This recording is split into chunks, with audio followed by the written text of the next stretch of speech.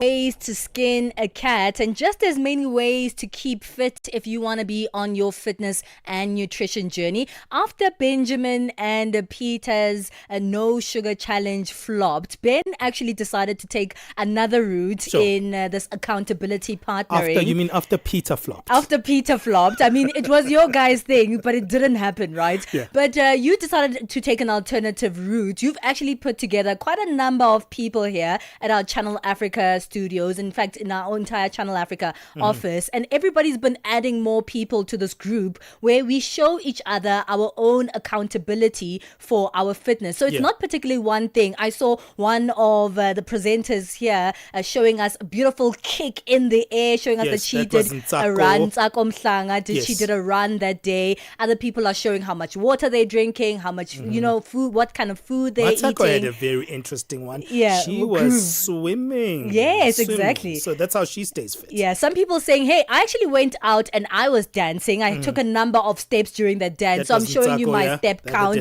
on that one. So it's been quite interesting to see how many avenues that people can take to stay fit. Sure. And people are actually trying alternative ways to fitness because the traditional gym route isn't for everyone. So that's where we're going today. We're finding adventurous, fun, and alternative ways to fitness. And one of those that's actually been on the rise is pole fitness. For many, you would call pole dancing is what a lot of people know. Yeah. And that has been associated with like strip dancing and, that sort of thing in the past. But now people are actually using pole dancing as a way to keep fit and pole fitness in all its different areas for overall wellness. We're finding out a little bit more about this with a health coach and the founder of Pole Culture, Katlego Mafotsa, who's joining us on our live stream. Katlego, thank you so much for joining us this morning. How are you? Are you there, Katlego? Can you hear me? Yes, we can hear you. I'm just going to ask you to project your voice a little bit so we can hear you better. But we also see you beautifully there on our live stream. I can see the poles in the background. Yeah, that is actually so cool. Katlego, pole in itself has had negative associations in the past, and nobody has ever in the past thought of it as an avenue for fitness, but rather, something to go and view and observe in the strip clubs. But it seems like that notion has changed, right? So yes, pole dancing, it stems from the strip dancing. So I don't see it as a negative view. It is where it's birthed from. And it wasn't until the late 80s, so 1990, 1989, when one of the strippers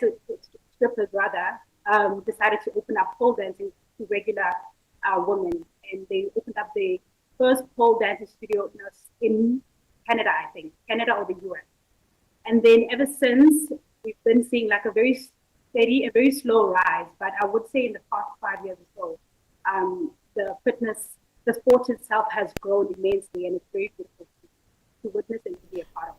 Yeah, you know what? We're going to see if we can sort out that line. We're going to take a bit of a break. We heard you a little bit. Just want to get it a little bit clearer.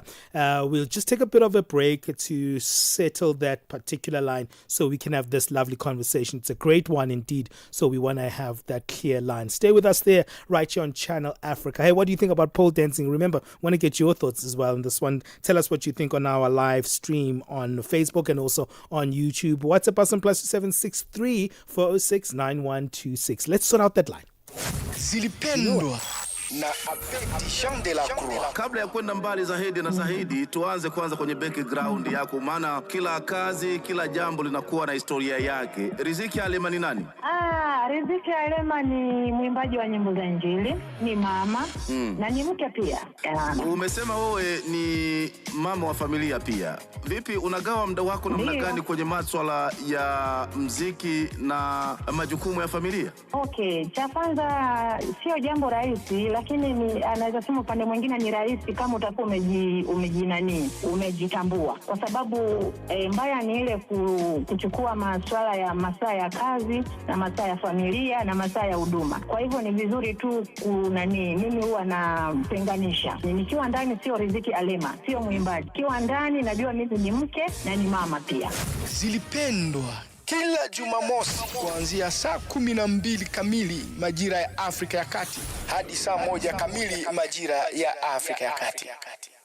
In this episode of Channel Africa Conversations, Peter talks to Dr. Tulisile Buddha, an academic, author, and an expert in indigenous knowledge systems.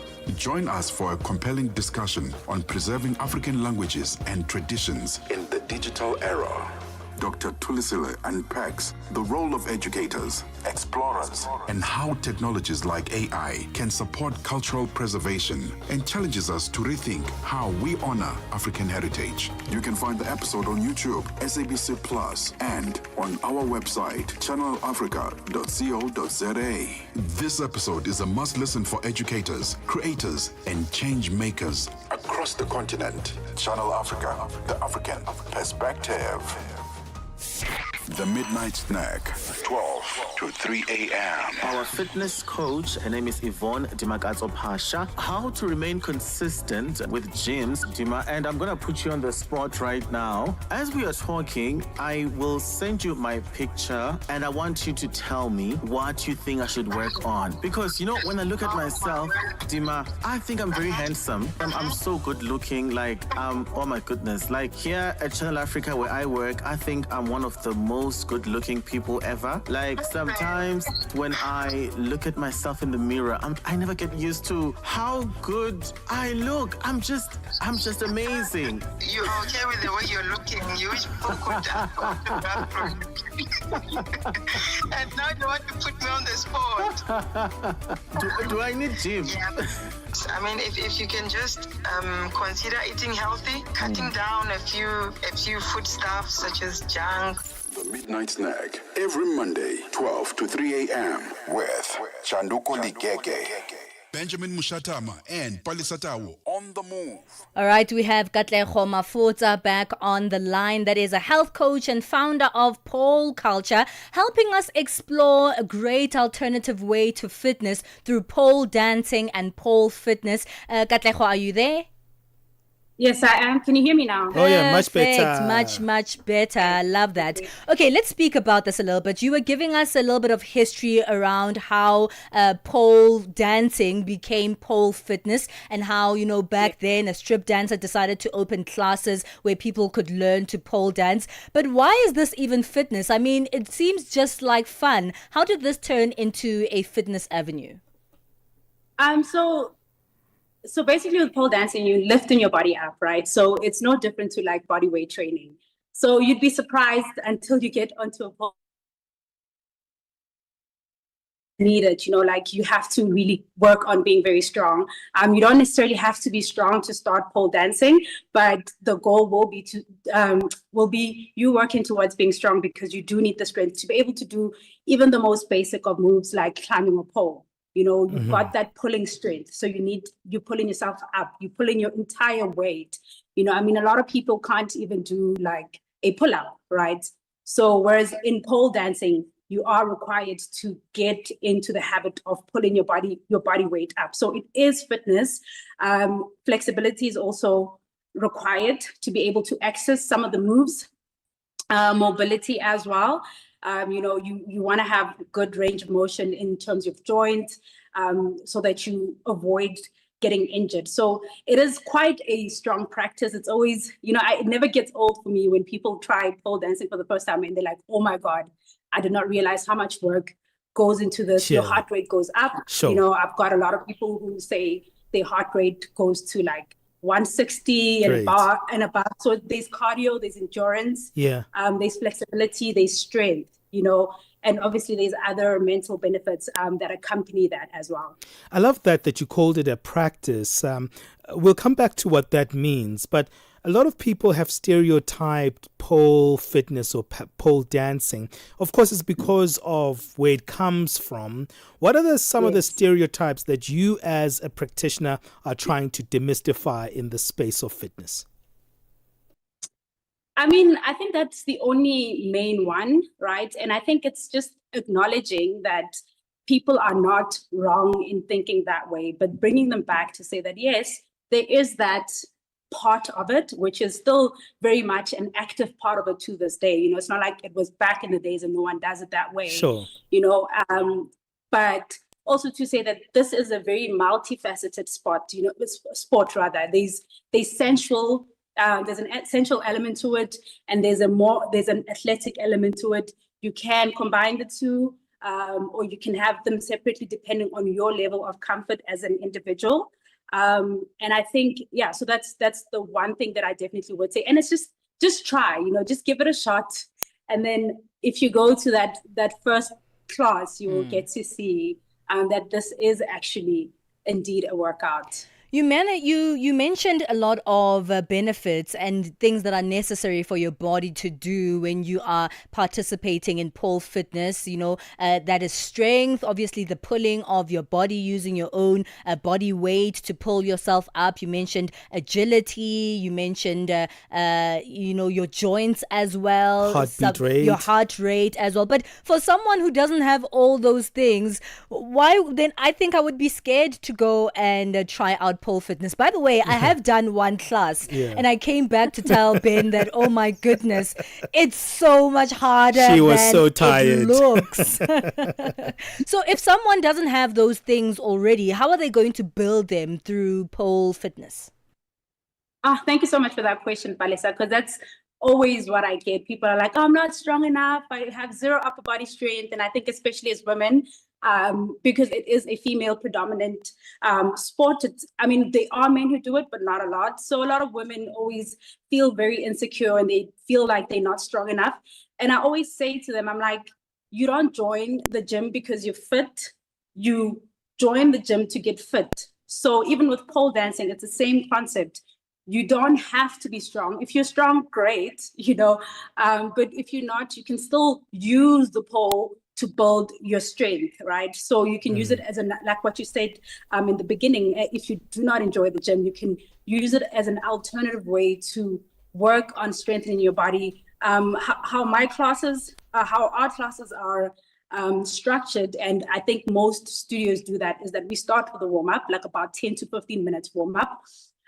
Again, to get the body ready to do what it needs to do. And we also have conditioning, right? So this is doing strength moves that will help you build the strength before we get onto the pole. So it's not like, hey, let's all get onto the pole, survival of the fittest. If you are not strong enough, then sorry for you. You get nothing out of it. So I'm not sure, Palesa, with where you went, how you found it, but the structure is always warm-up, conditioning, and then pole, and then Sure. you get getting onto the pole to do the actual pole dancing. And obviously with time, with everything in life, the more you do it, the better you get at it, Yeah, I've seen some different pole fitness individuals on social media. It trends a lot. And I've been surprised as well to see plus size women actually on pole dances, because conventionally you think it is someone who has to be all skinny and become like a conventional model. But there are all types of body sizes that actually can adapt to pole fitness. Love that point. And thank you so much for bringing it up. Yes. There is a lot of thicker or bigger bodied women who are doing pole dancing. And like with any form of body weight training, especially when you're having to pull yourself up, it is indeed more challenging for them to learn to pick their body up because they're dealing with a heavier weight. But it is not impossible. There's so many people who so strong, and I think that's what I love about pole dancing. It's not about what your body looks like. For me personally, I found that it removed me from the old, when I used to do when I strictly used to do just traditional gymming, I was more concerned with the aesthetic of my physique rather than what my body can do in the state that it's in the shape that it's in. And that's what I find that pole dancing does it did for me, and it does for a lot of women. There's a lot of women who, again, say like, oh, I think I need to lose weight before. I'm like, no, it's fine.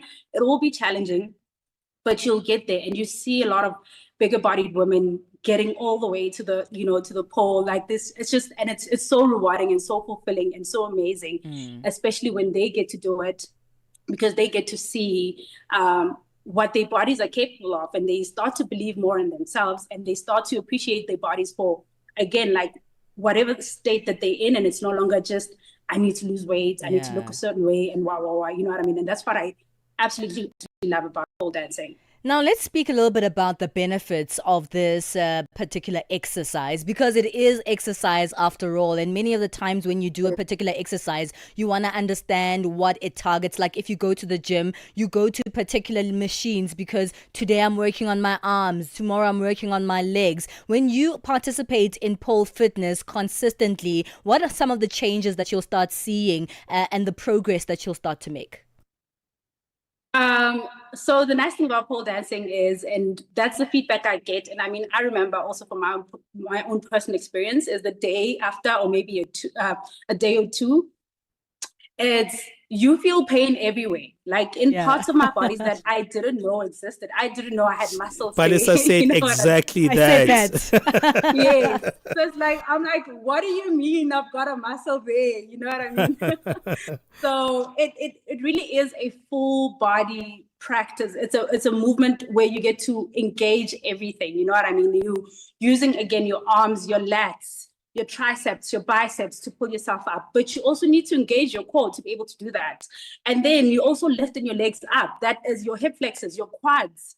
You know what I mean? And in some movements, you're having to squeeze the pole with your with the back of the knee. So again, you engaging your calf muscles there. So I mean, I see a lot of ladies sometimes, even myself as well, when you haven't really used certain muscles, like you'll be upside down and then you start, your toes are cramping. You know, you're like, oh my God, I didn't know toes could cramp. I didn't know my calves could cramp. So you are literally employing almost every single muscle in your body. I think when I ask people after pole class, or like after their first pole class, I'm like, where does it hurt? They're like, everywhere. And I'm like, yes, you were doing the right thing. You were fully committed to the practice in class and you applied yourself. So it really is a full body practice. Yeah, I also don't want to desexualize pole dancing, because at times we overdo that as well, because some people are doing pole fitness so they can feel a little bit more sexier. Some people are doing it because they want to do it with their partners as well. Maybe they want to get a pole in the bedroom. And it has also those benefits, doesn't it? Just to make you feel a little bit more sexier.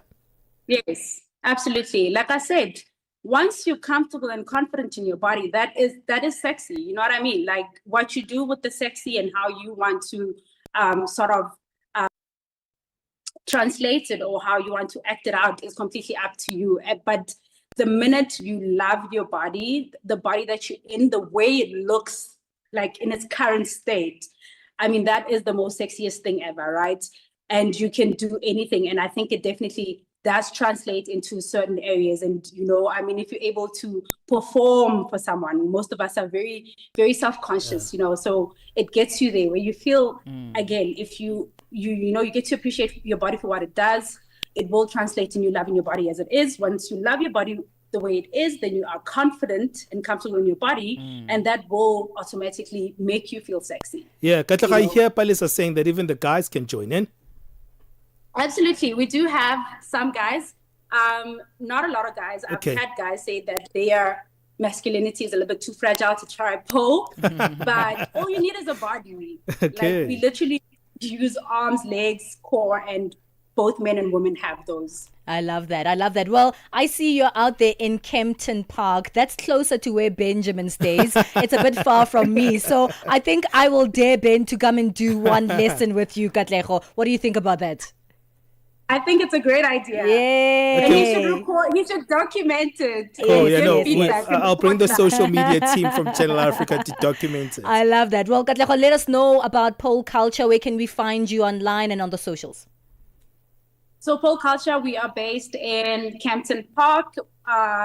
We are both on Instagram, Facebook, and TikTok at Pole Culture SA_.